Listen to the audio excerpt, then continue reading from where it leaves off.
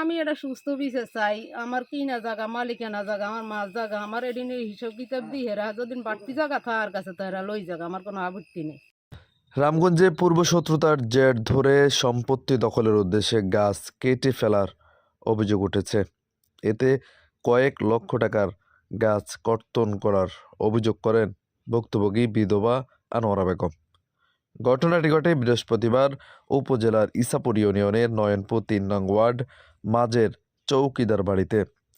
সম্পত্তি দখলের উদ্দেশ্যে গাছ কেটে ফেলার অভিযোগ উঠে ভুক্তভোগী আনোয়ারা বেগমের বড় ভাই শহীদুল ইসলাম, ভাতিজা মোহাম্মদ রাজু, ইমরান বাবুসহ কয়েকজনের বিরুদ্ধে।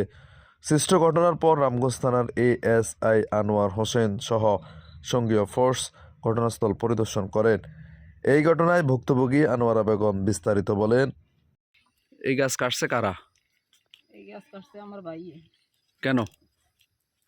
মানে জাগা প্রতি বছর বেলা একবার জাগা হয়, ঘুরি আই বছরে একবার আই ফিডে, বছরে একবার আই ফিডা ফিডি করে করি। এরপরে দি আমার কিনা জাগা, বাপ দাদার জাগা কুদ্দুরানি আছে, কিনা কুদ্দুর মালিকানা জাগা আমার, কিনা জাগা সব সব হেতারে বাড়ির মধ্যে জাগা কুদ্দুর হেডিন হেতার, বিল্ডিং হেতার, এডিন হেতার, আমার কিনা জাগা হে মানে কহে সব হের দোকান ফাটে বই বড়ে সইতালে তালে বেতালে কয় এলাকার মধ্যে কয় যত সালিশ দরবার থানা কি এত কিছু মানে না।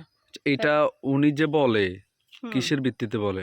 হে মানে কয় আমি জায়গা কিনি লইছি, হে হের সালিশে কয় হের আমি না কয় আর কিনা হয় না কার কাছ থেকে কিনছেন? আমার মাজার বাইতন কিনছি।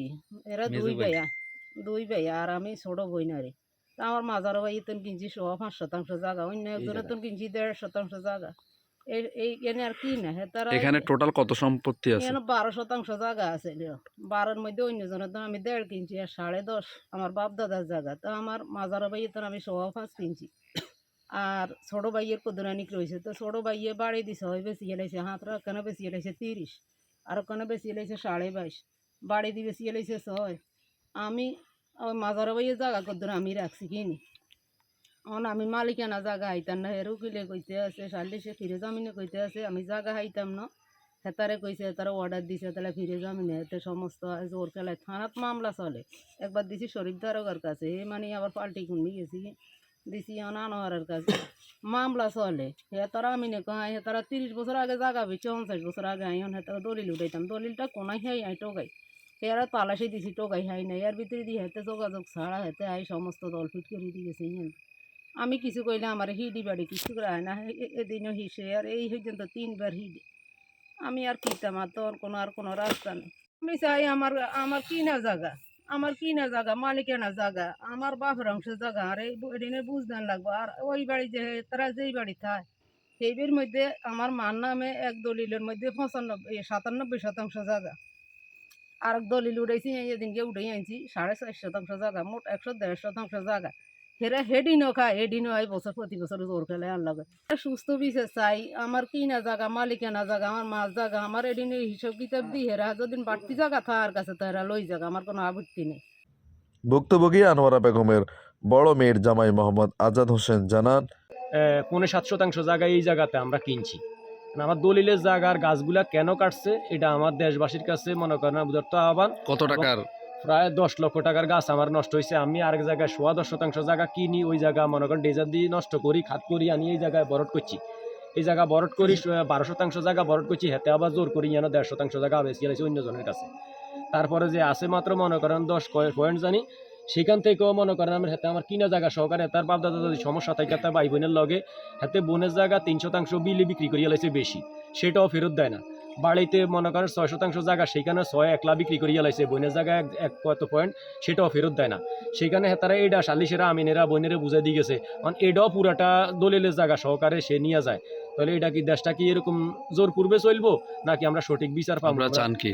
আমরা চাই সঠিক বিচার দেশবাসীর কাছে, দেশের সরকারের কাছে আমরা সঠিক বিচার চাই। আমরা এই ঘটনায় অভিযুক্ত মোহাম্মদ শহীদুল ইসলাম জানান, ১২ মধ্যে কিছু বউ তাকে সালিশ টালিশ আর এক সাইড না জমি দিছে এই জায়গায় খাইনি, পরে দিয়ে আমি এখন করি এখন আঙ্গন আমি খারিজ করিয়ে রেখেছি।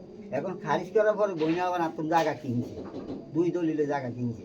এখন ২ দলিলে জায়গা দেখতে আসি, বইনে তুই যে বসত বাড়ি করো, আমরা তো মানে জ্ঞান বুদ্ধি আসছিল না, যেখানে বসত বাড়ি করো তুই এই জায়গাটাই না রেস্ট্রি করবি, তুই এটা না করি করছিস তুই এই জমি, হ্যাঁ জমি করছ, জমি করি, জমিও খাস বাড়িও খাস, এখন আমার কোনোটা দেশ না, এই জমি আজ 30 বছর খায়। এর আর দিয়ে আমি গেছে বা শালিশ টালিশ হয়েছে, আর আমি যে কর্মী টর্মী লাগাইছি জমির মধ্যে, এবার বর্ষা হয়েছে, আরে এই বড় বড় গাছগুলো বেশি গেলেছে, বর্ষা হয়েছে আমি গাছ আটকাইছি, এ আমারে ধরে শালিশ হয়েছে, শালিশের গাছ ছাড়ি দিয়ে লাগাইছে ঘরে, পরে এই বর্ষায় পানি ধরেছে জমি, গাছ সব মরে গেছে, বুঝিনি মরে গেছে। এখন তুই আমার জমিও দেস না বাড়িও দেস না, এটা হলে বহুত দিন থানা সালিশ হয়েছে, এবং দারোগা একজন আসছিল পয়লা হে ভরে গেছে, আবার নতুন করে একজন আইছে, এখন আবার এর কাছে অভিযোগ হয়েছে, মানে এইভাবে আছে বুঝলি, কিন্তু সমাধান বেলা কিছু হয় না। আমরা তো একটা ফাইতেই হতো, আমরা তো একটা ঘর করতেই হতো। বিষয়টি নিয়ে স্থানীয় সালিশ কয়েকবার বসে সমাধান করার চেষ্টা করেন। বিষয়টি সমাধান না হওয়ায় বর্তমানে ভুক্তভোগী আনোয়ারা বেগম রামগঞ্জ থানায় একটি অভিযোগ করেন। অভিযোগের আলোকে ভুক্তভোগী আনোয়ারা বেগম সুষ্ঠু সমাধানের আশা করছেন। অপরদিকে আনোয়ারা বেগমের বড় ভাই শহীদুল ইসলাম দাবি করেন, দলিল অনুযায়ী সম্পত্তি যার, সে নিবে সম্পত্তি, এতে আমার কোনো আপত্তি নেই। পারভেজ হোসাইন, আমার টিভি।